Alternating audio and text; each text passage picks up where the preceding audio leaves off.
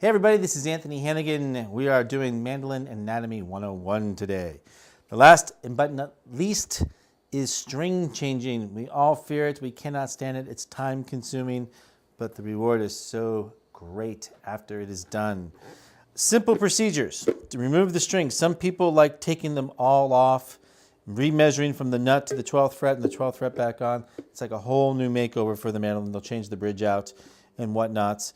I prefer to alternate it like one would do with lug nuts on a tire. I take the G strings off first and the A strings, and the way that's done is just by tuning the strings back against you, taking all the time. And I don't want to do it kind of right now because I don't have any other strings to change right with me, and that would take 10 minutes of just watching me change strings.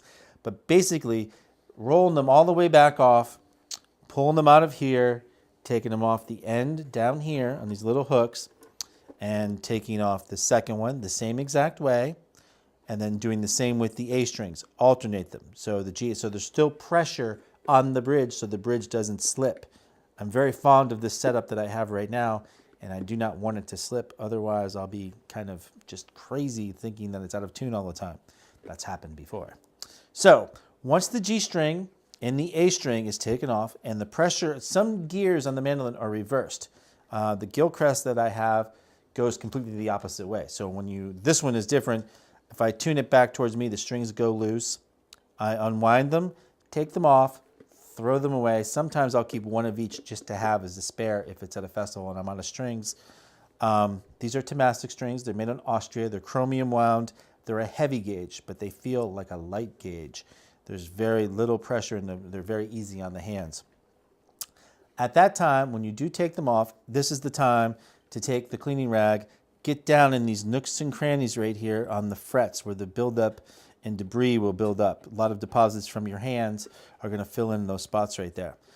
We want to take our new strings and put them on the same way we took them off. Starting with the G string, put it on, tune it to pitch.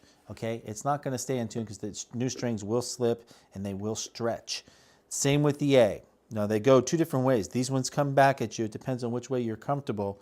This is the traditional way. It's reversed. So when I go up, it goes in, but you want to face them out. You want both sets of strings. You want these ones when you turn them to face out this way, and these ones to face out this way, just like so. Followed by the A string. Take the A string up, tune it, get it in pitch, then proceed to take off the D, which is these series of strings, and then followed by the E. Replace with a fresh set of D strings and a fresh set of A strings, and you are off to the races. And usually you got to be patient too. I don't recommend changing strings right before a studio gig or right before playing live. Some people do, and it works out fine for them. But my experience over the years is that there is going to be some time, especially if you're going to go up and play and you're going to play a lot louder in a live situation with the sound acoustics and everything.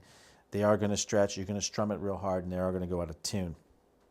So that pretty much covers it as far as string changing, maintenance. Make sure all the screws and stuff are tight. Your end pin is secure. I've seen these end pins pop out before, even though I take mine out every once in a while.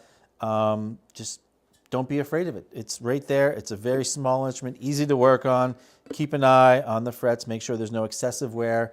If you're getting any kind of buzzing or anything, try adjusting your bridge. If it's beyond a height that you can't stand, it's time to get have somebody qualified to look at your frets.